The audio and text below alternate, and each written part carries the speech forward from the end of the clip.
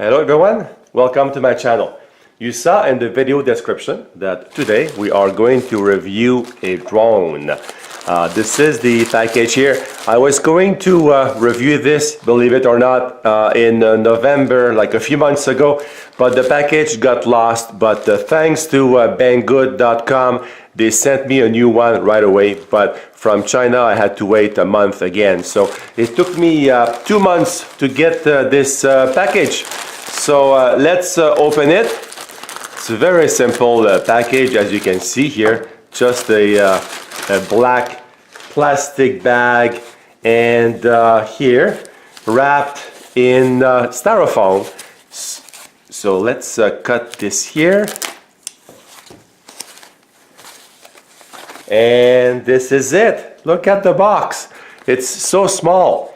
This is the Eachine E55 Wi-Fi FPV. So let's have a look at the box. Quickly looking at the box here before I open it, there's a sticker on top of these things here so we can read and see what they do.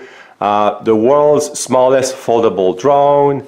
The size is 6.5 by 6.5 centimeters when it's folded, and 16 by 16 when it's not folded. We need to download the app compatible with iOS and Android. And here there's a note: please don't connect the battery while you are not play it. Okay, not very good English, but they don't want to connect the battery when we don't play with it.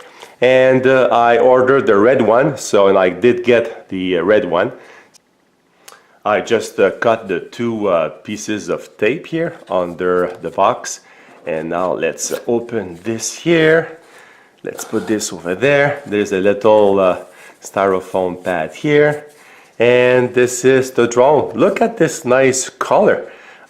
It looks nicer in person than on the website. And now let's take this off over here. So this is the drone. It comes with a little pouch. That's nice. And this is the drone here. And let's see here what's inside this thing. We have a USB charger. We have a little screwdriver. We have the instruction manual.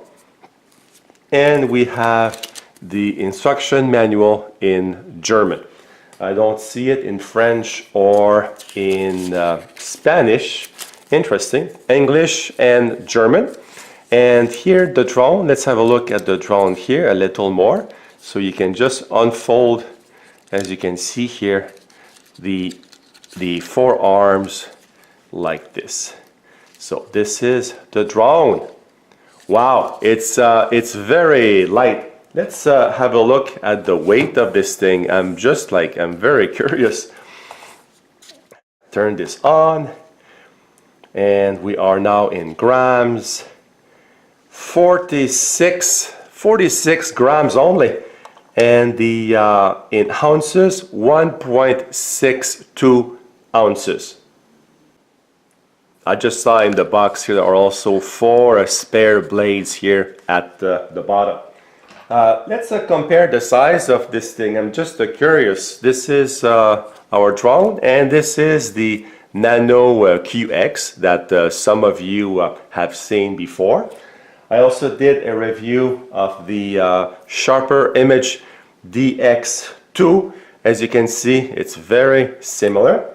And here I have the Elias, the Latrax Elias, I should say. As you can see, the Elias is much bigger. I never did the review of that drone, but this is a good drone actually for flying outside and doing acrobatics. I would not fly this indoor, but for outside, it's a very nice drone. Now looking at the drone in a bit more details, we have here the on-off switch. If you follow the arrow here, it points to the front, and we have here the little camera in the front. And under we have the battery compartment, and the battery is a 1-cell It is a 300 milliamp per hour. So we'll see how much flight time we get with that.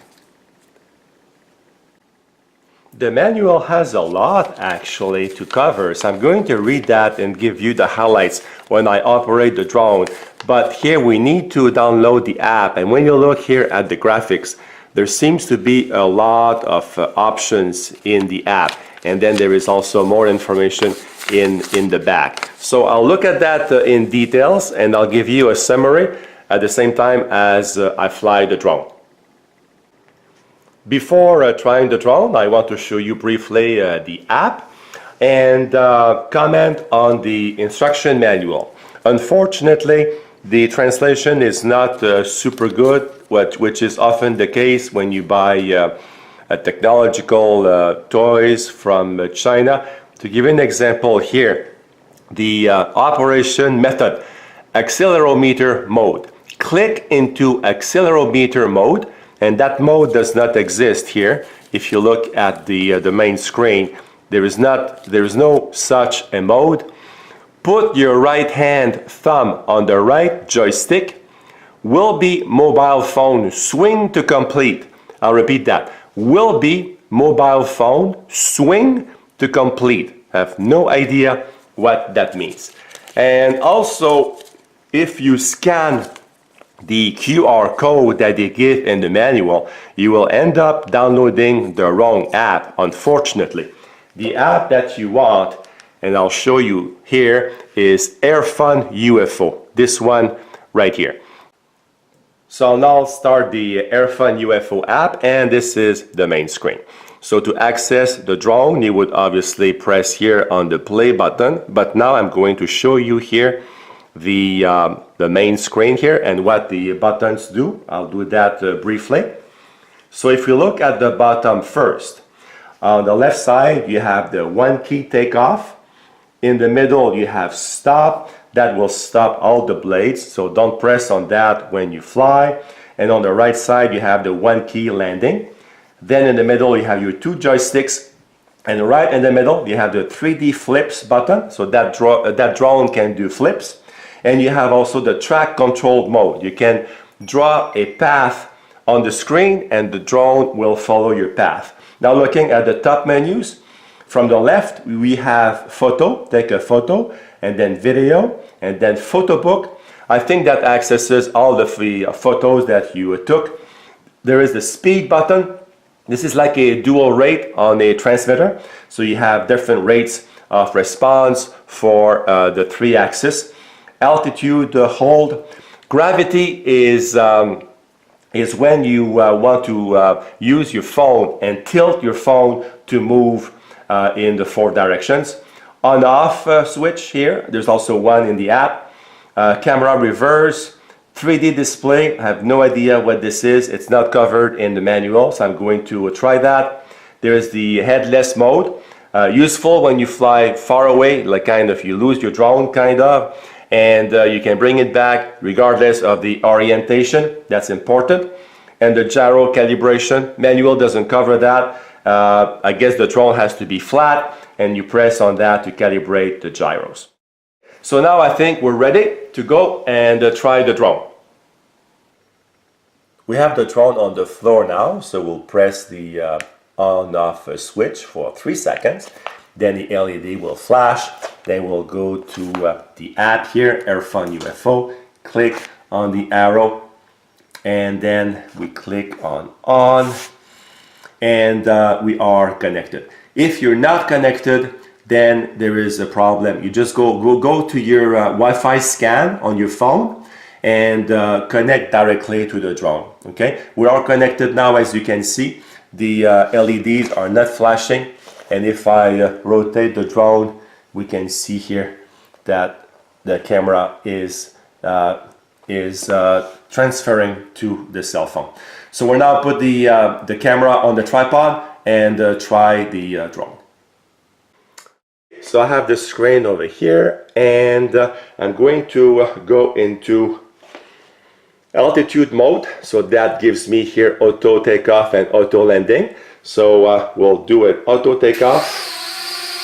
and I'll try to stay in the view of the camera. I'll try to hover right there.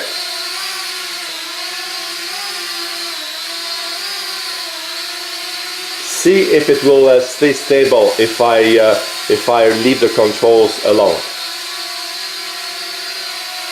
It's kind of moving all over the place a little bit. It would be difficult to do a selfie picture in my opinion. I can try here. I'll take a picture here of the bookcase. Took a picture of the bookcase just beside me. We'll look at the quality of that picture. And I'll try to come back in front of the camera.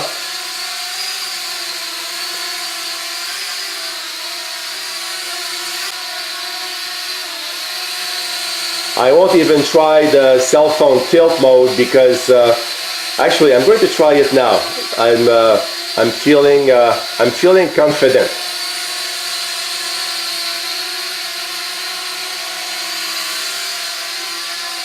I wonder if you can, yeah, you can see me right there. So it's not bad actually. You don't have control of the throttle though. Only left, right, and forward, backward. So I'm trying to keep my phone in the field of view of the camera. Not easy as expected. So I'll go back to the regular mode. Actually, I'm going to auto land now. Auto landing. And this is it. Yeah, it's not bad. You can see here I'm going to get out of the gravity mode, they call it. So this is the control. So it's not easy to operate with your thumb. Not bad, but not easy. I'm going to try now the path. I won't do the flips indoor, but I'm going now to try a path mode.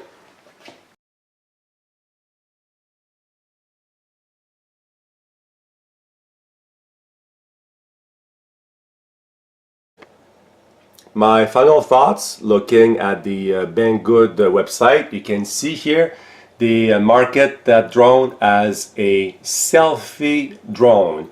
And I paid mine $30 Canadian on sale, about $20 US.